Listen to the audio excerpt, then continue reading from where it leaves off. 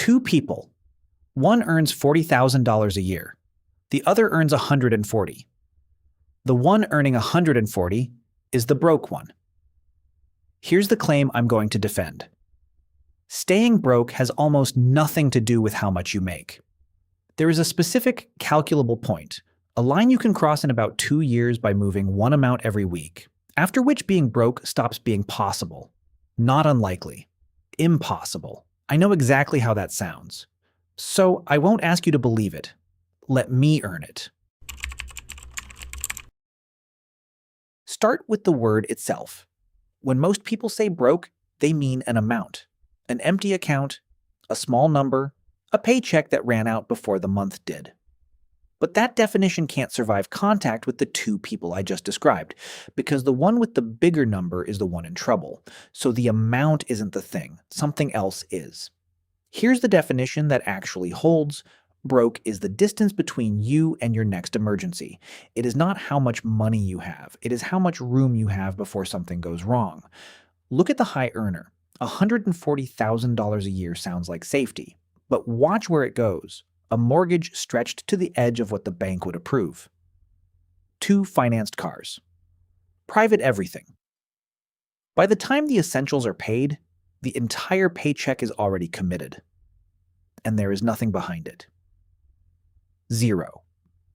So when the transmission fails, or the furnace dies, or a medical bill lands, there is no room. The surprise doesn't get absorbed, it becomes debt. That is what broke actually is. Now the $40,000 earner. Smaller income, smaller life, smaller everything. Except for one thing. There is a buffer sitting behind the essentials. So when the same transmission fails, the same furnace dies, the same bill lands, the money is already there. The surprise gets absorbed. It's a bad week, not a bad year. Same emergency, completely different outcome, and income had nothing to do with it. This is the reframe the whole video rests on. If broke were an amount, the only fix would be more amount, earn more, and hope. But if broke is a structure, a measurable distance, then it is something you can engineer. You can measure the distance, you can close it, and once it's closed, it stays closed. That is the entire game, and almost nobody is playing it, because almost nobody defines the word correctly. If broke is a distance, then somewhere in your finances there is a line. Below it, every surprise turns into debt. Above it, the exact same surprise turns into an inconvenience you've forgotten by the end of the month. The problem is that the line is invisible. Nobody tells you where it is. So people wander around just beneath it for years, feeling broke on a good income, never knowing they are one small deposit away from the other side. Let me make the line visible because there are actually 2 of them. The first line is low, and it matters more than it looks. Most people don't fall into debt because of some catastrophe. They fall in because of one ordinary shock, a car repair, a vet bill, a busted appliance, somewhere around $1,000. That is the number that quietly starts more debt spirals than any layoff. So the first line is simply this: enough to cover the most common shock. Cross it, and the single most likely path into debt is closed.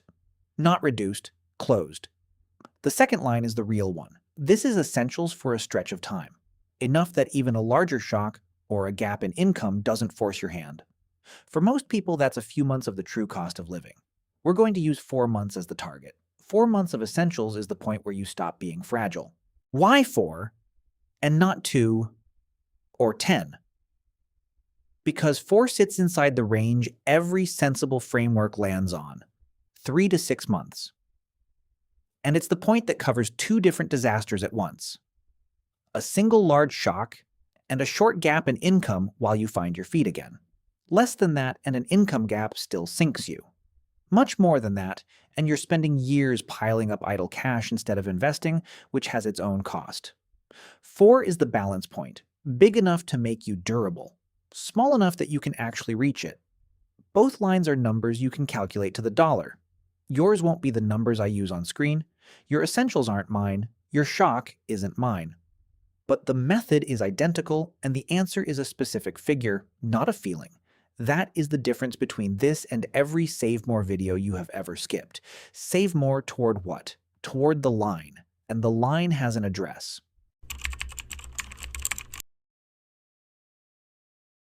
Here's where it gets uncomfortable, and here's why the high earner is the broke one. You would assume a bigger income makes the line easier to reach. More money in, more money to put behind you, but that is not what happens to most people, because the line isn't fixed.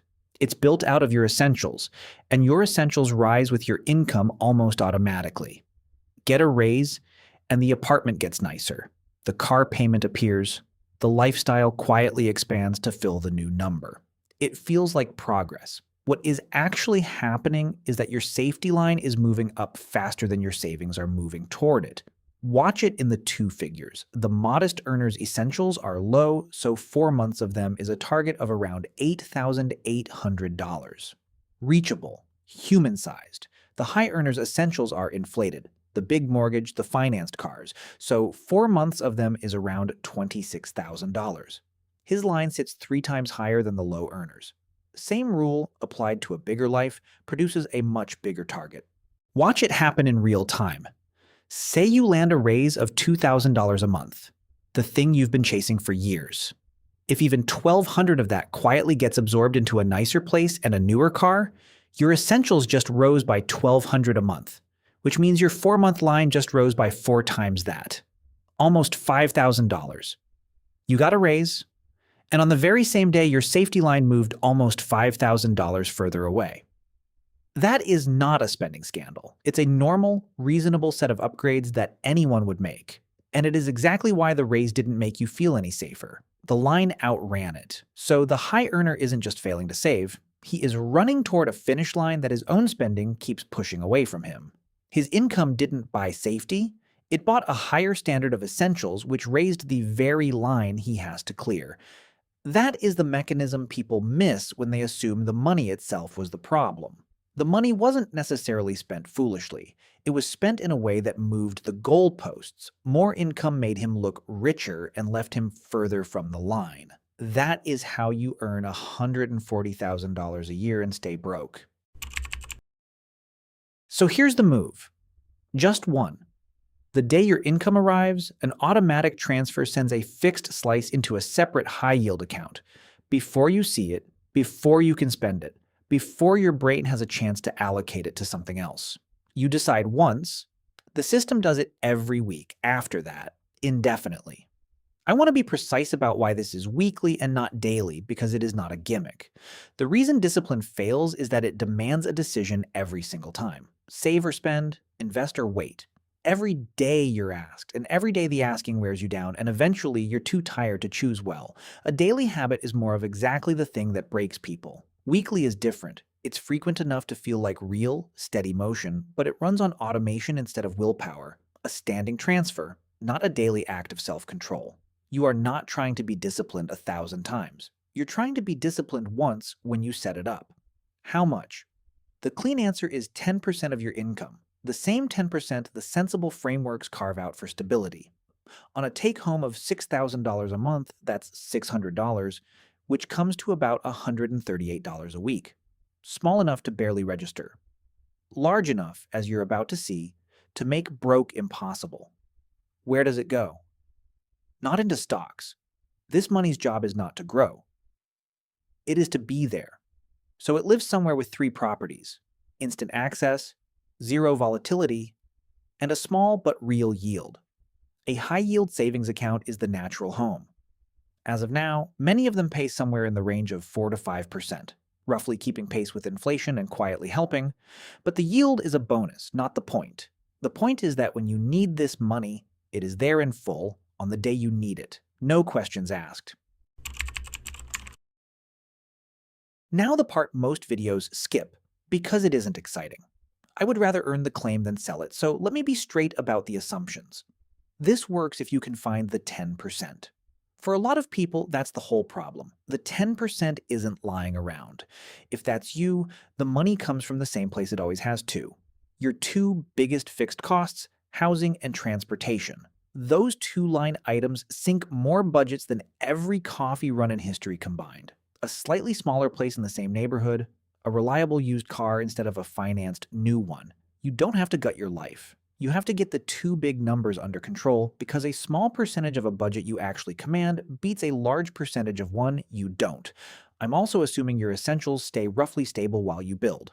If they're climbing, the line climbs with them, and you'll be chasing it, which is exactly the high earner's trap in slow motion. So the discipline isn't only the transfer, it is holding your essentials still while the buffer catches up. Let the line sit while you close the distance.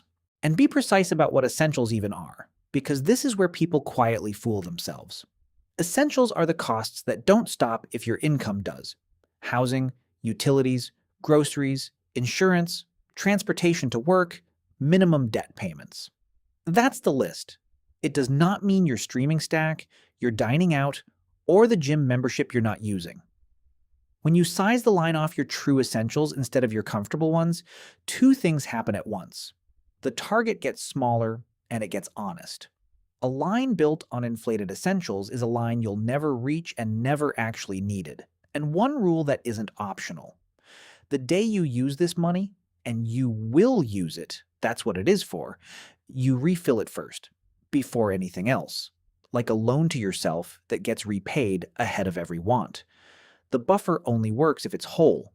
A buffer you spent and never rebuilt is just a memory of safety. None of this is dramatic. That's the point. The unglamorous version is the one that survives contact with a real life. Now put it on a timeline because this is where the word impossible stops being a headline and becomes arithmetic. You start the transfer, about $138 a week. Within roughly 7 weeks, call it a month and a half, you've crossed the first line. You now have enough to absorb the most common shock, the $1,000 surprise that starts most debt. Think about what just happened. The single most likely way you were going to fall into debt this year is now closed, 7 weeks in. You are already a structurally different person than you were at the start, and you have barely felt it. Then you keep going. At $600 a month, the 4-month line, $12,000 for our example viewer, arrives in about 20 months, under 2 years. And it arrives a little sooner than the raw math suggests because the account is paying you along the way. Over that stretch, the yield quietly adds close to $400 you never deposited. That is the number on the thumbnail, and now you can see it's the conservative version, not the hopeful one. And before you tell me those are my numbers and not yours, here is the part that surprised me when I ran it. The time it takes has almost nothing to do with the size of your paycheck. It comes down to a single ratio, your essentials divided by your income. Do the algebra, and the timeline is just 40 times that ratio, in months. If your essentials eat half your income, that's 40 times 1/2, 20 months, whether you take home $2,000 a month or $8,000. The lean earner putting away $200 a month crosses the same finish line in the same 20 months as the one putting away $600. And it is exactly why the high earner is stuck. His essentials eat 78% of his take-home. So his ratio drags his timeline out past 30 months no matter how big the number on his paycheck is. The paycheck cancels out. The ratio is the whole thing. Here's the moment it becomes impossible. Once you're above that line, watch what an emergency actually does. A $3,000 hit lands. You pay it from the buffer instantly, no card, no loan. You've dropped below the line, so the same transfer that built the buffer now refills it, and at $600 a month, you are back above the line in about 5 months. During those 5 months, you borrowed nothing and you sold nothing. The system absorbed a shock and repaired itself, out of the same 10% that built it in the first place. That is the property that makes broke impossible. Not that emergencies stop happening, they never stop. It's that emergencies stop turning into debt. A shock hits, the buffer takes it, the buffer refills, you are whole again. It is self-healing, and a self-healing system doesn't spiral. That's the reveal. Broke isn't unlikely once you're above the line. It's structurally off the table.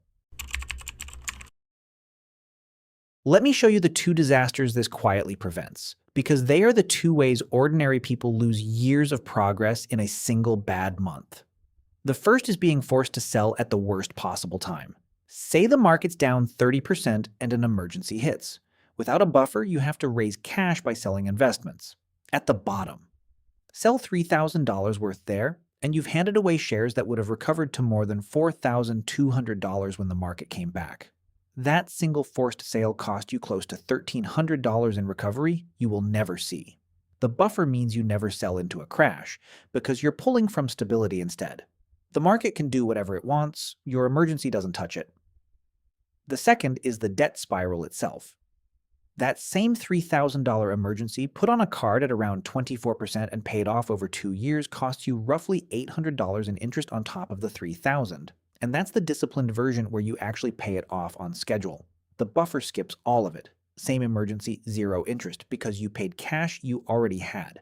So step back to our two people, 2 years on. The $40,000 earner ran the one move and is now permanently above the line, a place where emergencies are inconveniences and debt is something that happens to other people. The high earner, if nothing changed, is exactly where he started. A big income, a bigger line, and nothing behind it. He could get there too. But with his inflated essentials, his line is so much higher that even on his larger income, it would take him about 2.5 years, and only if he finally stopped letting his lifestyle climb. Same 2 years. One of them bought permanent safety. The other bought another year of looking rich. That is the whole difference between looking wealthy and being wealthy. One is about appearance, the other is about options.